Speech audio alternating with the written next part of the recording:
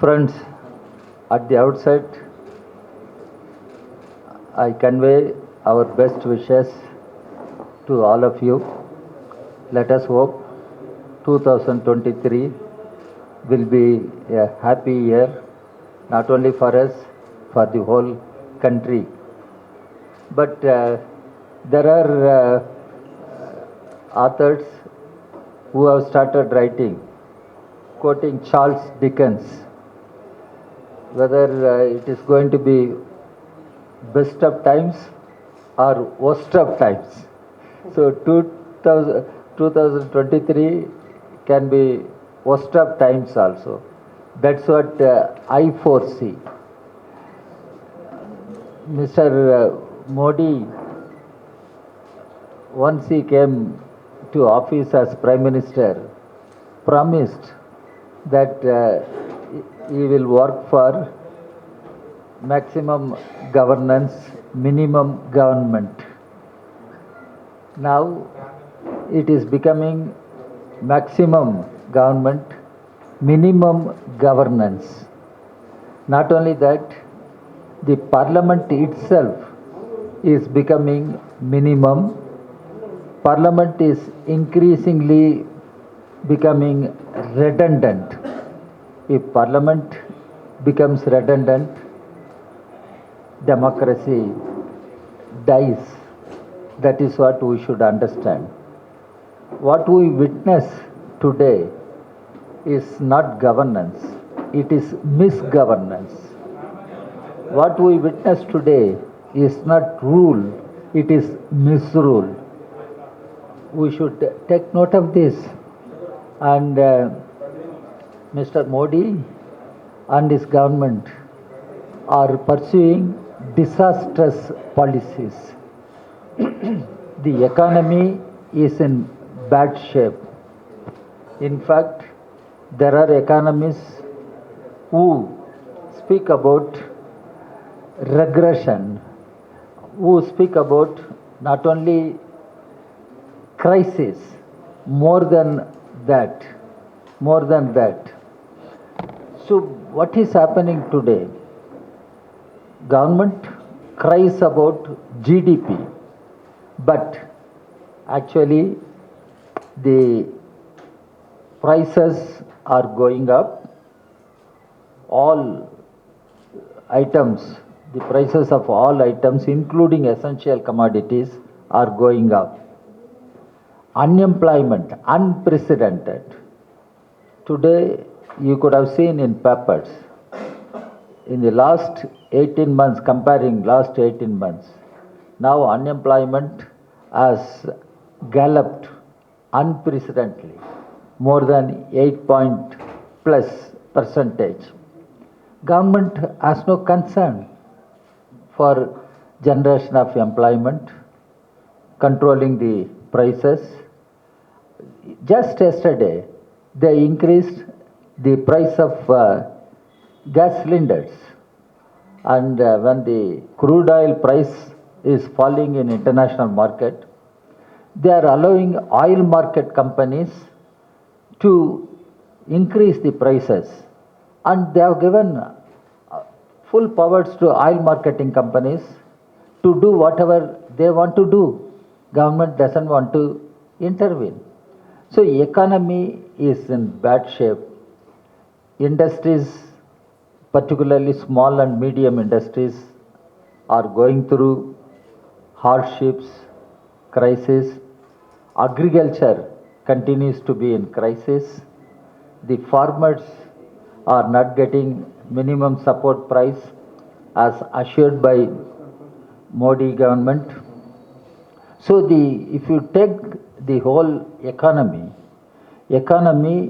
is in deep crisis. Economy is in bad shape. But at the same time, some corporate houses are growing rich and richer, and they are competing at the international level. Who should be accepted as the richest corporate house?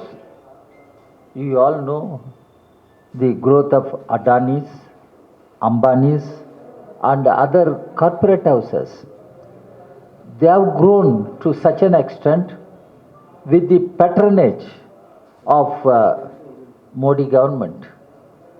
The neoliberal economic policies pursued by Mr. Modi and his government are nothing but pro-corporate, pro-big business. They are looting the national assets, they are looting the wealth of the nation, but poor people are becoming poorer. This is what we should keep in mind.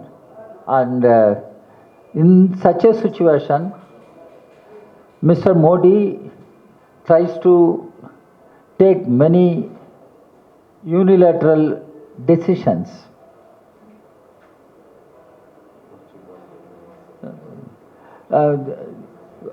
Many decisions. Recently, our party has received a letter from Law Commission asking our party to give our opinion on the question of holding simultaneous elections. Simultaneous elections. Elections to the parliament, elections to the state assemblies must be held simultaneously. This is the politics, this is the understanding of BJP, RSS combined. One nation, one election.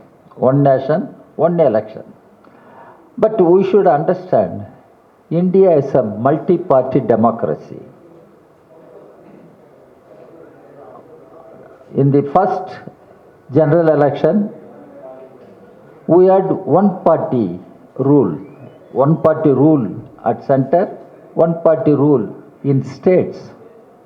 But 1957, that one party rule was broken in Kerala by Communist Party of India. After that, 1967, one party rule was broken in 8 states. After a decade, 1977, we started witnessing the emergence of coalition governments at center. Coalition governments at center. So in such a democracy, multi-party democracy, how can the government think of holding simultaneous elections? It is absolutely impossible, impractical. The democracy which we have today, it's a multi-party democracy. And we have elected state assemblies. Here we should remember what Dr. Ambedkar has said. A question was posed to Ambedkar. If continuous frequent elections are held, government will fall, government will emerge, then there will be question of stability. Then Ambedkar said, whether government should be a stable government or government should be a responsible government. If you ask, Ambedkar said, we should prefer a responsible government, not a stable government. We should have a responsible government. Now, Modi government is not a responsible government. Modi government will have to go. Now, many questions are being raised. Today, judgment has come. You must be aware of that judgment. Judgment on demonetization. It is a split judgment. It is not unanimous judgment. It is a split judgment. As in the case of economically weaker section reservation, this is also a split judgment. The majority upheld the demonetization, but a dissent has been recorded. The dissent judgment has questioned certain basic issues, raised basic issues, and our citizens need to give due consideration to the dissent judgment also, minority judgment also. Why I am saying Parliament is supreme in our democracy. When the demonetization policy was announced by Prime Minister, surprisingly, suddenly, in the midnight, Parliament was not consulted.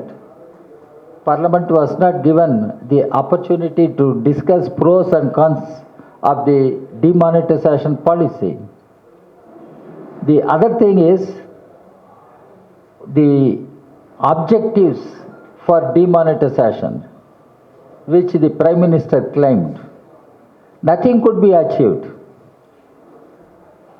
Number one, black money. Whether government succeeded in unearthing black money, Mr. Modi promised black money will be brought back. Every citizen will get 15 lakh rupees in his or in her account. What happened? And counterfeit currencies. What happened? Terror funding. What happened? Government has not said anything in Parliament. Government is not ready to place a white paper explaining everything in Parliament. This is what has happened in demonetization. And demonetization has proved to be horrific for the common citizens, poor people of our country. And the judiciary, why judiciary is giving split verdicts on such matters, which in the name of majority, citizens are forced to accept one point of view. What about the other point of view? Even Reserve Bank, it is an independent body to manage the monetary system of our country, the money circulation of our country, but the Reserve Bank was not given the authority to decide upon.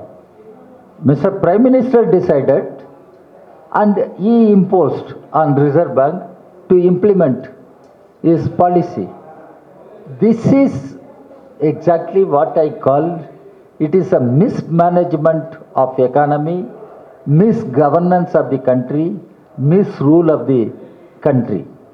That's why we are opposing the positions of the union government.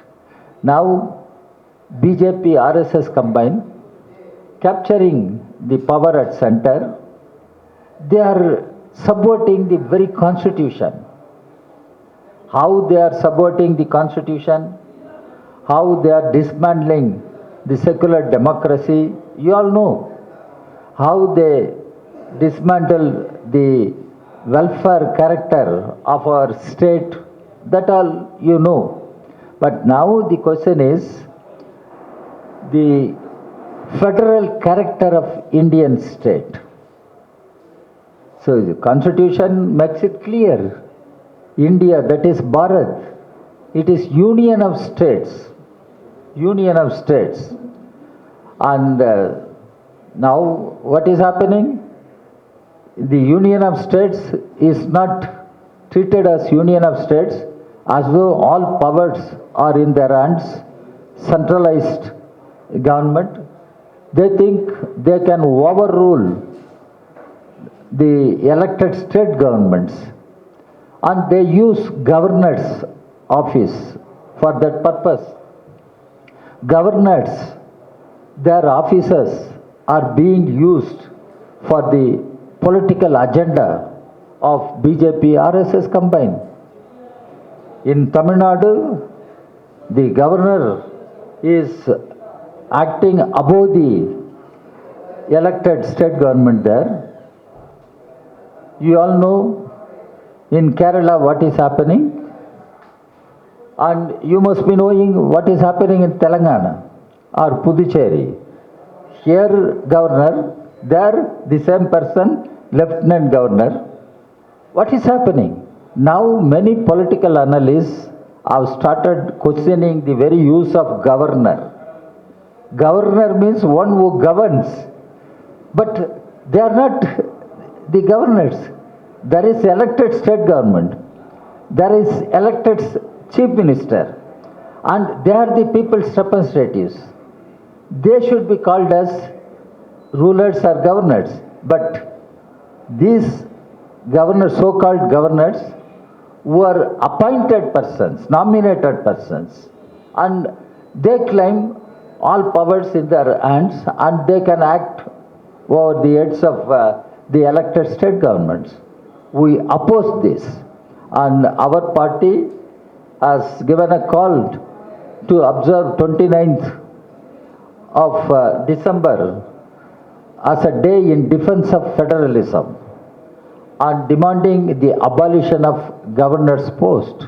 The time has come. We need to discuss that issue. The time has come. We need to discuss that issue. Now, the Election Commission has sent out a letter to all political parties.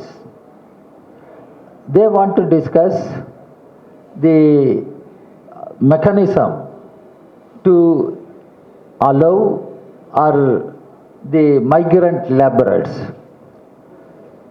to participate in elections and vote for elections. And they have asked the opinion of political parties. And they have convened a meeting of political parties also. Why Election Commission is resorting to this exercise right now? In fact, our party has been demanding comprehensive electoral reforms. Comprehensive electoral reforms. The present electoral system is not free and fair as we expect or as we want. And there should be comprehensive electoral reform. Proportional representation system is one. But the other issue is the funding of elections. When Mr. Arun Jaitley was finance minister, they introduced the electoral bonds system. Our party opposed it. Our party opposed the corporate funding of elections and the electoral bond system. But it was brought through finance bill. Finance bill. They passed it. Now BJP is the number one party which is taking advantage of electoral bonds, corporate funding. You all know that is the number one party which has amassed huge money collecting corporate funds and electoral bonds. No other party. It has created a kind of horrific situation in the country. What is the meaning of elections? In fact, there was a parliament committee headed by Comrade Indrajit Gupta, our leader. It is called Indrajit Gupta Committee. And Indrajit Gupta Committee has proposed there should be state funding of elections in order to provide level playing field to all political parties. That is not being discussed. That is not being discussed in Parliament. That is not being discussed by Election Commission. But this is being discussed. That is why our party is of the view we must strive for comprehensive electoral reforms to provide level playing fields to all the political parties and to ensure free and fair elections. Coming to the other divisive issues, the BJP RSS combined has become aggressive in pursuing their communal fascist agenda. And they use everything in order to divide people, in order to polarize the people. For instance, the language question, why the union government should try to impose one language. As a political party, we are not opposed to any language. All languages are spoken by people, sections of the people.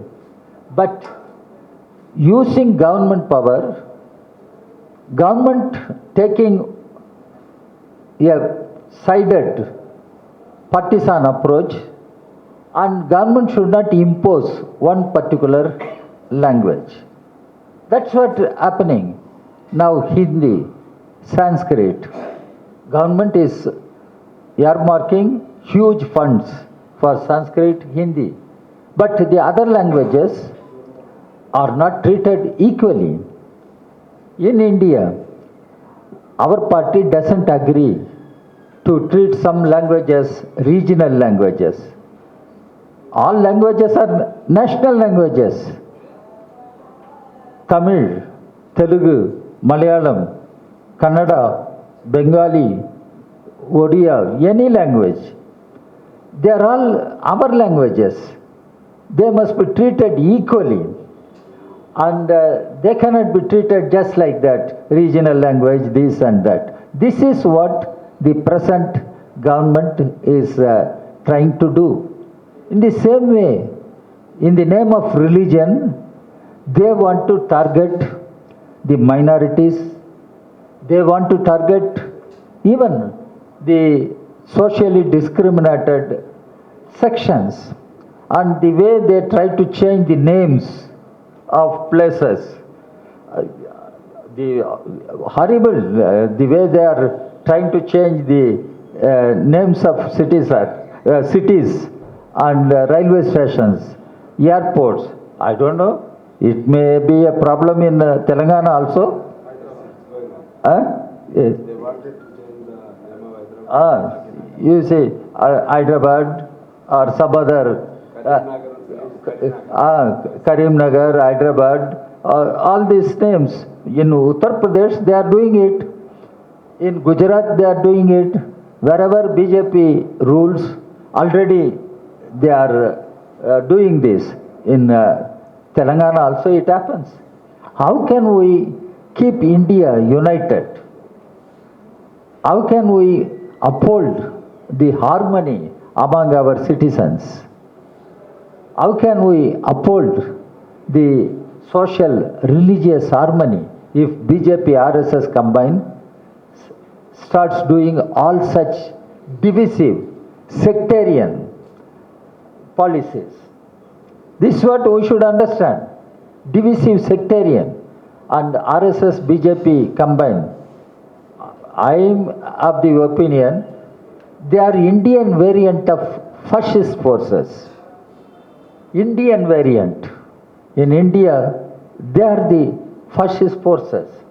And they want to divide the people. They want to pit one section against another sections. And their continuance in office government is disastrous for the country. So in order to save our democracy, in order to save our constitution, in order to save the unity of people, harmony of people, we must defeat BJP in the coming elections. 2024, we will have parliament elections. Before that, there are several state elections in 2023, starting from Tripura and south, you know, the elections in Karnataka or Telangana, the many states. In all these places, BJP and its allies are to be defeated. In the interest of the country, in the name of the country and its future, our party appeals to all secular democratic parties to come together, work together, and work out a proper electoral strategy to defeat BJP and its allies. In 2024, definitely we must see that BJP is defeated and Mr. Modi is defeated. That is, in order to save India, save our constitution and democracy, for which as political party, our party has been appealing to all secular democratic parties, come together, put all the heads together, and we must work out a proper electoral strategy for which the political parties at national level, the political parties at regional level, all should act in a realistic way. In a realistic way.